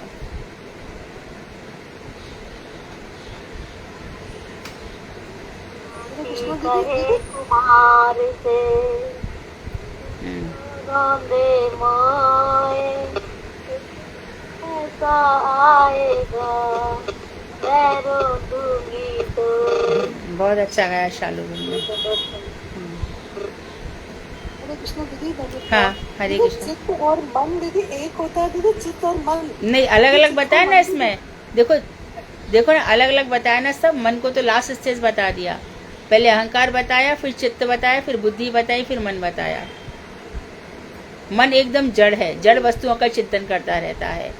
मन को बताया कि वो जड़ वस्तुओं के चिंतन में हमेशा लगा रहता है। उसका सुनना, बोलना, कहना सब जड़ हिसाब से चलता है। मन से ऊंची स्थिति चित्त की है, चित्त से ऊंची स्थिति, मन से ऊंची स्थिति बुद्धि है, बुद्धि से फिर चित्त है, चित्त से ऊंचा अहंकार है। पर यह चारों ही सूक्ष्म शरीर, इन्हीं को लेकर के हम जीव जन्म पे जन्म लेते रहते हैं, इन्हीं के बल पर। हरे कृष्णा दीदी, दंडवत प्रणाम। दीदी, चित्त से भी तो हम गलत और अच्छा सोचते हैं, और हाँ? मन से भी। मन से और भी, मन तो एकदम जड़ में चला जाता है। अहंकार के बाद चित्त का स्थान है ना। हाँ जी। तो चित्त में इंसान बात चित्त में तब भी चांस रहता है कि थोड़ा ऊपर जा सकता है। जब हम मतलब मन ऐसे के सोचें कि जैसे तटस्थ मतलब किनारे पर है, वो दोनों तरफ जा सकता हाँ है, ऐसे राइट सोचें। राइट, हाँ ऐसे समझ। और मन जो मन के अधीन हो गया ना, वो तो समझो गर्त में चला गया। उसी मन के अधीन होकर वो कुत्तों को पालेगा, उसी मन के अधीन होकर वो गैया को मारेगा, काटेगा, और सब ये मन के अधीन होकर की होता है। पशुओं को काट के खा जाएगा। हरे कृष्णा दीदी, प्रणाम प्रणाम। हाँ दीदी, ये सूक्ष्म शरीर जब अलग अलग शरीर धारण करते हैं तो साथ में रहता है, लेकिन जब गोलोक धाम जाएंगे तो ये सूक्ष्म शरीर भी छूट जाएगा ना? गोलोक धाम सूक्ष्म शरीर का क्या काम है? वहाँ तो भैया प्रेमा भक्ति के बाद फिर स्वरूप प्रकाश होगा, उसके बाद फिर जाकर के वस्तु सिद्धि होगी। लेकिन वस्तु ये सिद्धि, स्वरूप प्रकाश तो यहीं पर नहीं हो जाता। स्वरूप सिद्धि यहाँ हो सकती है ना। स्वरूप सिद्धि के बाद तो फिर कैसे स्टेज होती है, जैसे गुरु वर्ग की है, दिन रात दिन। वो प्रेमा भक्ति तो आए, भाव भक्ति तो आए पहले। तो सूक्ष्म शरीर किस अवस्था में छूटता है दीदी? सूक्ष्म शरीर छूटेगा रुचि में सूक्ष्म शरीर जा सकता है। रुचि में? हाँ, लेकिन देखो आसक्ति में जड़ भरत जी की आसक्ति थी भगवान में, लेकिन वहाँ भी देखो मन आ गया थोड़ा। आसक्ति जब भाव भक्ति आएगी, भाव भक्ति में सूक्ष्म शरीर छूटेगा।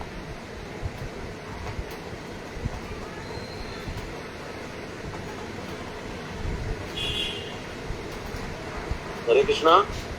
हाँ हरे कृष्णा दीदी, दंडवत प्रणाम। धन्यवाद। दीदी में मुझे जीव जो है अब एक स्वरूप से वैकुंठ के अंदर स्थित है, उसका स्वरूप?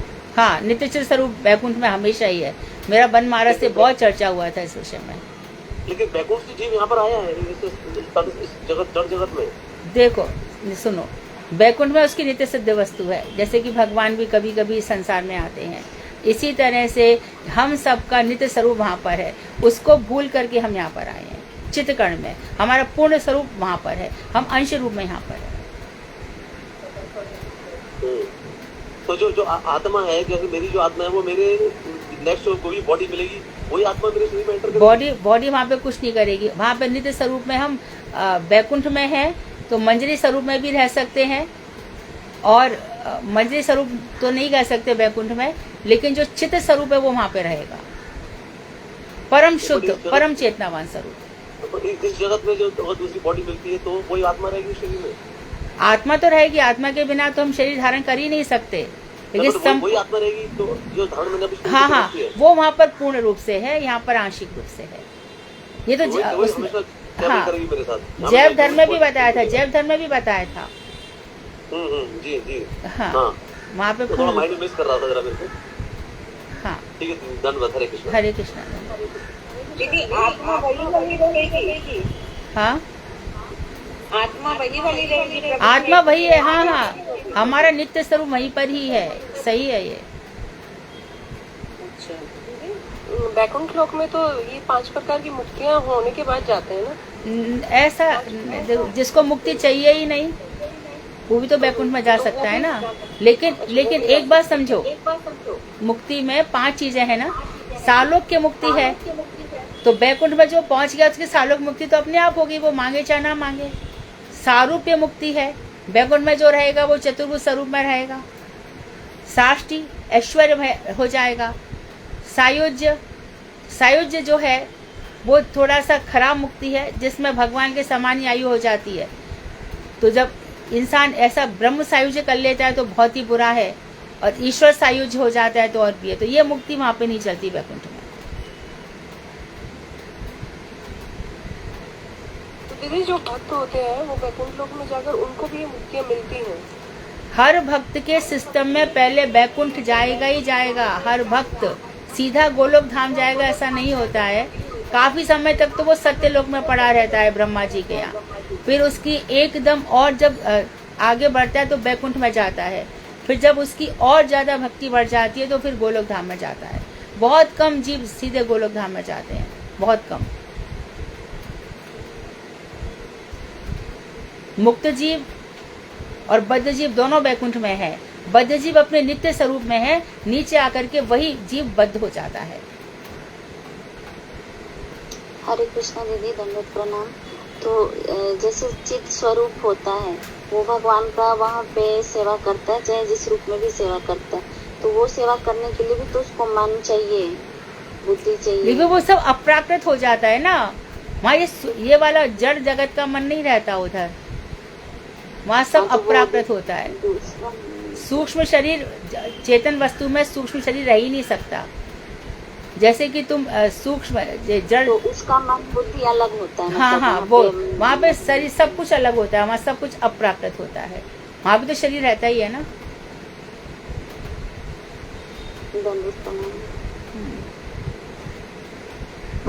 दीदी आज भजन में छोटा सा कीर्तन।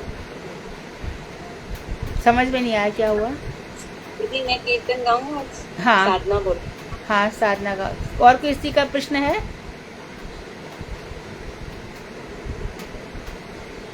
कोई नहीं प्रश्न है ना? हाँ। सकल वैष्णव को साई दया कर मोरे, दंते तेन धरी कहे दीन पामरे। श्री गुरु चरणार श्री कृष्ण चैतन्य, पाद पद पवाइया मोरे कर धन्य। तो माँ सवार करुणा विनयिया प्राप्ति ने, विशेष अयोग्य मुंजी कहिल निश्चय। वांछा कल्प तरु हऊ करुणा सागर, एते भरसा मुंजी धरी अंतर। गुणलेश नाही मोर अपराधेर सीमा, आमा उदार्या लोके देखाओ महिमा। नाम संकीर्तन रुचि आर प्रेम धान, हे राधा मोहन देहे हैया का करुण। वैष्णव ठाकुर वैष्णव ठाकुर वैष्णव ठाकुर, जय वैष्णव ठाकुर वैष्णव ठाकुर। बहुत जल्दी जल्दी गाया साधना। दीदी रिपीट नहीं पाएगा। कोई और गा रहा है? गलती है तो बताइए दीदी, कुछ अगर गलत है तो बताइए।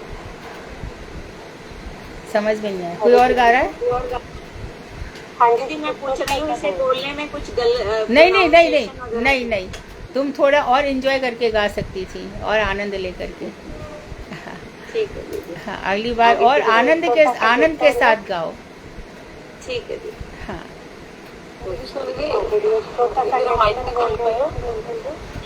हरे हरे कृष्णा। हरे कृष्णा।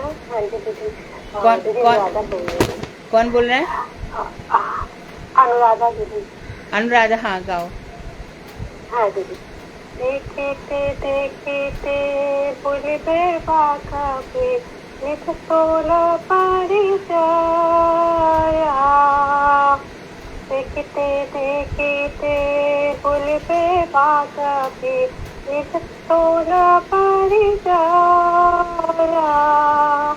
नयने हेरी गो ब्रजपुर शोभा, नित्य चिदानंद माया। नित्य चिदानंद माया, विधुल परिचया। विश्वानुपुरे जन्मलाई गो, जावते विवाहे। विश्वानुपुरे जन्मलाई गो, जावते विवाहे। रजकोटि भाई देशवा, अन भावना रही दे। अन भावना रही दे, जावटे विवाह दे। निज चित देहा निज चित नाम, निज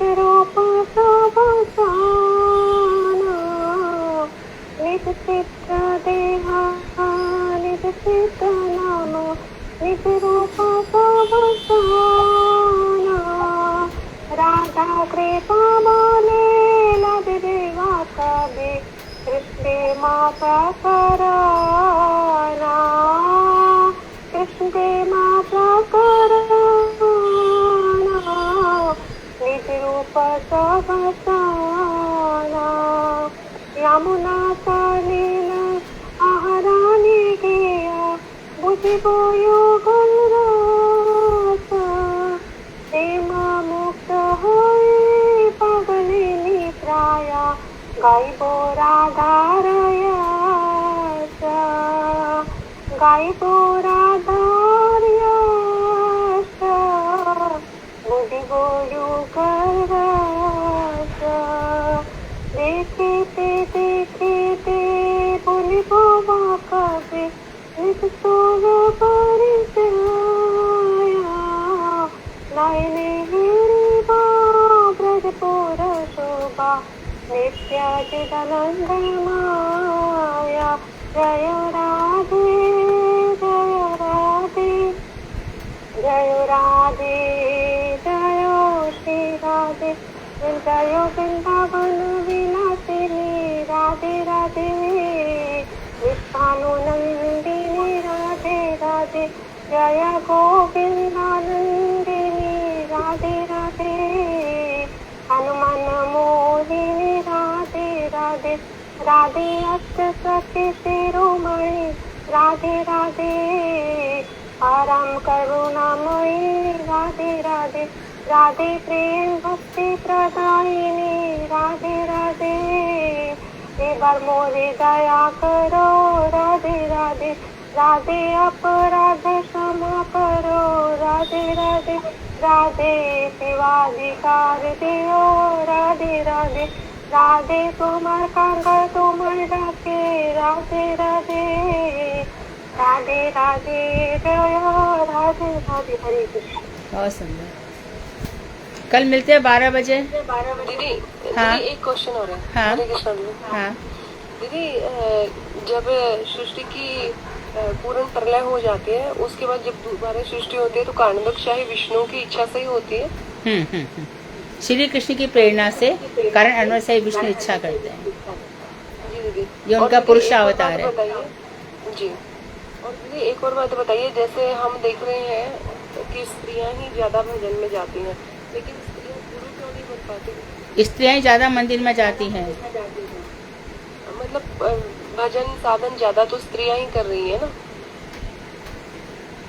लेकिन गुरु नहीं बन पाती क्यों?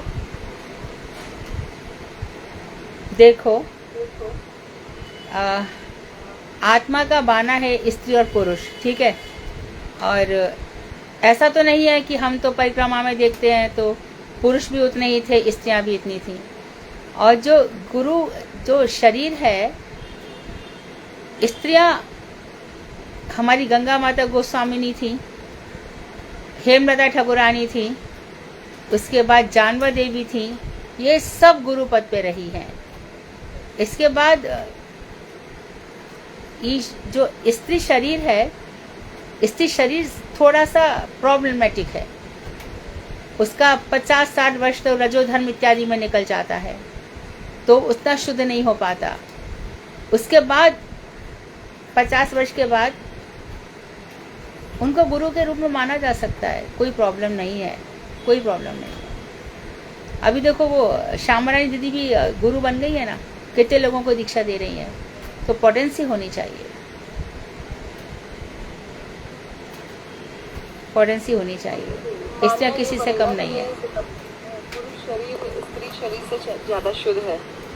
स्त्री शरीर थोड़ा सा पुरुष की अपेक्षा में थोड़ा सा नाजुक है और इतने लोगों को इस प्रकार से हो जाता है। पर कमी कोई नहीं है। यही तत्ववेदता से ही गुरु है। जो कृष्ण को जानने वाले वो कोई भी गुरु बन सकता है। दीदी किसी भी शरीर से हमारी उन्नति हो सकती है, तो ऐसा है कि स्त्री शरीर से पुरुष शरीर में जाने के बाद मठवास करने के बाद ही हम आगे जा सकते हैं या फिर स्त्री शरीर से भी जा? नहीं, ऐसा कुछ भी नहीं है, बिल्कुल नहीं, बिल्कुल नहीं। आप गुरुदेव का ही पड़ेगा, ये भी है कुछ। गुरुदेव का पत्रामृत निकालिए बावन गोसाई महाराज का, उसमें साधक साधिका में जिसने भी डिफरेंस किया उनको बहुत डांट पड़ी है। बिल्कुल ऐसा नहीं है। कि माइक बंद करो तो क्लियर होगी। हाँ दीदी सही नहीं आ रही वॉइस, 2 माइक फ्लैश हो रहे हैं आपस में। जब मठवास करके कितने मठवासों को आगे उन्नति होती है बोलो तो? मठवास करने के बाद 10-20 साल बाद भी साल चले जाते हैं लोग, विवाह कर लेते हैं। ये कुछ भी नहीं है कि कोई जन्म होगा फिर मठवास होगा, ऐसा नहीं है। गृहस्थ धर्म में रहकर भी स्त्री बहुत ऊंचे जा सकती है। जानवा ठाकुरानी ये सब है ना। दीदी कौन सा पत्राचार कौन सा बताया आपने? हाँ ब्रह्म कुमारी एक एक करके बोलो एक। दीदी ब्रह्म कुमारी में तो सभी स्त्रियां ही है ना, वो तो कितने ऊंचे वो- पद पे वो सब। भाभी जी वो संप्रदाय वो है ना, तत्वपूर्ण संप्रदाय ही नहीं है वो। उसमें होने पर भी ब्रह्म कुमारी ही है ना वो। तो उन्होंने अपना स्त्रियों के लिए लगा रखा है वहाँ पर ब्रह्म कुमारी, उनके संप्रदाय का नाम भी। वो मन गढ़ंत है, वो शास्त्र सम्मत नहीं है।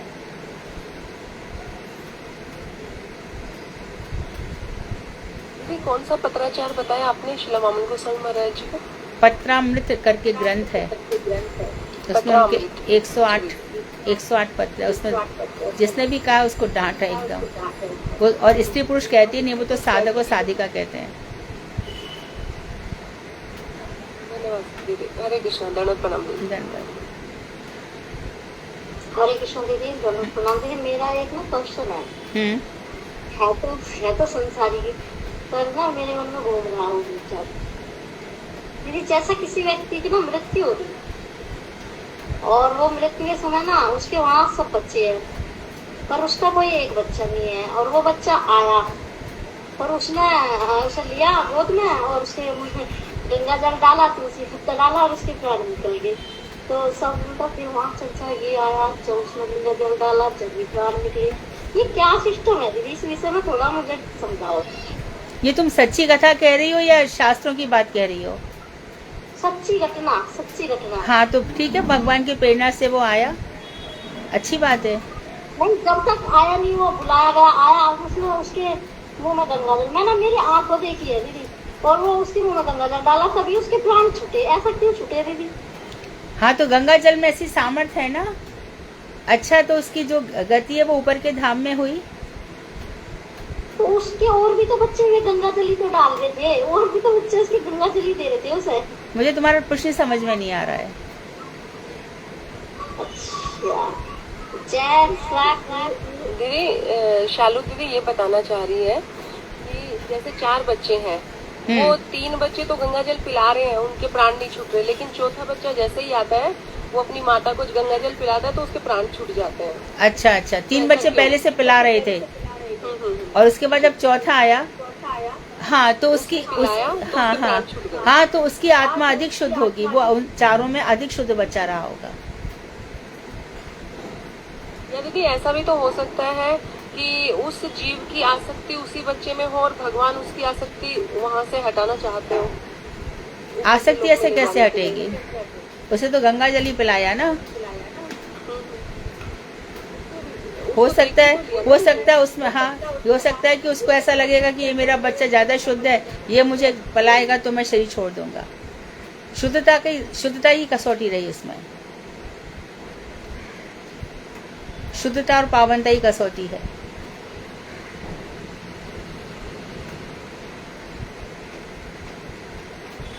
हरे कृष्णा दीदी, मैं भी एक बात बोलूं दीदी, याद आ गई मुझे। पूज्यपाद राजेश प्रभु जी कह रहे थे कि मधु दीदी अगर पुरुष होती तो अभी उनके लाखों शिष्य होते। तो मुझे इस बात का गर्व है दीदी कि हम बहुत सौभाग्यशाली हैं जो हम आपके अनुगत में कथा श्रवण कर रहे हैं और भक्ति के पथ पे चल रहे हैं। मुझे ये बात ना पूज्यपाद राजेश प्रभु जी ने बोला। राजेश प्रभु की ना बहुत दया है मेरे ऊपर, बहुत कृपा है। मैं इस योग्य नहीं हूँ रूबी। नहीं दीदी, आप योग्य हो। ऐसे वो बहुत श्रेष्ठ वैष्णव है दीदी, वो ऐसे नहीं बोले होंगे। हाँ ना कुछ सोच के ही बोले होंगे। मैं उनकी, मेरे ऊपर वात्सल्य है, कृपा है, और उनकी मैं हर आज्ञा का पालन भी करती हूँ। जब भी मुझे लगता है कि अभी ये ज्ञान वाला चैप्टर भी था तो मैंने उनसे डिस्कस किया कि इसमें 8-10 पेज इतने कठिन है कि हमारे जो स्टूडेंट्स हैं वो घबरा जाएंगे हम क्या पढ़ रहे हैं। बोले नहीं तो भी पढ़ाना है। मैं कहा ठीक है। तो मैं हर बात में उनसे ही निर्णय लेती हूँ। दीदी हम सभी भी तो आपके शिष्य हैं। शिष्य कैसे हो सकते तो हम आपके हैं। हैं? सब ऐसे ही है। बस भगवान श्री कृष्ण गुरुदेव हम सब पे कृपा बरसाए रखें और हम लोग चल पड़े। कितना जी लेंगे, जितना जी लें भजन कर लेंगे बस। दीदी जो तत्व ज्ञान मेन तो आप ही देते हैं, रोज आपकी कथा सुनते हैं, उसका ही जितना चाहे 1% कर पाए उसी का चिंतन मनन ज्यादा होता है। तो हाँ। और आप बार बार बताते हैं कि शिक्षा गुरु जो है वो दीक्षा गुरु से महान है। तो शिक्षा जिससे हम, हाँ, तो जिससे हम सीखते हैं, जिससे हम सीखते हैं, जिससे हमारी प्रगति हो रही है, जिससे हमारा ज्ञान बढ़ रहा है, उसके प्रति हमें थोड़ा सा सम्मान का भाव तो रखना ही चाहिए। ये तो ठीक बात है, ये तो शास्त्र सम्मत बात है। और ये तो भक्ति विनोद ठाकुर की कृपा है, उनकी कृपा। हम देखो भक्ति विनोद ठाकुर के ग्रंथ ही पढ़ रहे हैं, देखो ना, जैव धर्म भी पढ़ा, ये भी पढ़ा। और गुरुदेव कह रहे थे कि जब वो मठ में आए तो सबसे पहले उन्होंने, बेरी जी सुन रहे होंगे, उनको भी पता होगा, हरिनाम चिंतामणि पढ़ा था गुरुदेव ने सबसे पहले आकर, भक्ति विनोद ठाकुर का। तो जो पुराने वैष्णव उनको पता होगा। एक दीदी इनका भजन रहस्य भी है, वो भी हाँ, बहुत अच्छा है। वो बहुत अच्छा है, लेकिन वो भी वैसे ही कठिन है। चाहो तो हम लोग कठिन बहुत है। मैं हाँ, उसकी 2-4 लाइन रोज पढ़ने की कोशिश करती हूँ। हाँ, वो भी बहुत कठिन है। मेरी इच्छा तो थी कि मैं इसके बाद वही लूँ, पर वो भी मैं अगर बीच में एक सरल ग्रंथ ले लेंगे, बाद में भजन रस देखा जाएगा, वो भी बहुत कठिन है। अष्टयाम लीला का है, और जो हमारे हरे कृष्ण मंत्र के 8 भाग है उसके ऊपर वो बनाया गया है। उदाहरण भी बहुत दिए हैं। कल मिलते हैं 12 बजे। वांशा कल्प तरुवश। हाँ, दीदी बस बोलना था, क्वेश्चन पेपर भेज दिए हैं तो आप अच्छा, मैं भेज देती हूँ। बहुत अच्छा किया तुमने, क्योंकि ये प्रश्न कठिन है। और सभी लोग प्रयास करना, चुप लगा के मत बैठना। भक्ति विनोद ठाकुर की कृपा चाहिए तो परिश्रम करो, जीवन सफल बनाओ, आगे आगे बढ़ो। देखो पहले तुम लोग 1-2 बोलते थे, अब इतने सारे बोलने लगे हो। अच्छा हो गया ना। सभी अपनी वाणी को पवित्र करो। वांशकल तरुवश्य कृपा सिंधु वेवचा पतितानां पावनेभ्यो वैष्णवेभ्यो नमः। हरे कृष्णा दीदी, दंडवत प्रणाम दीदी। दंडवत। हरे कृष्ण।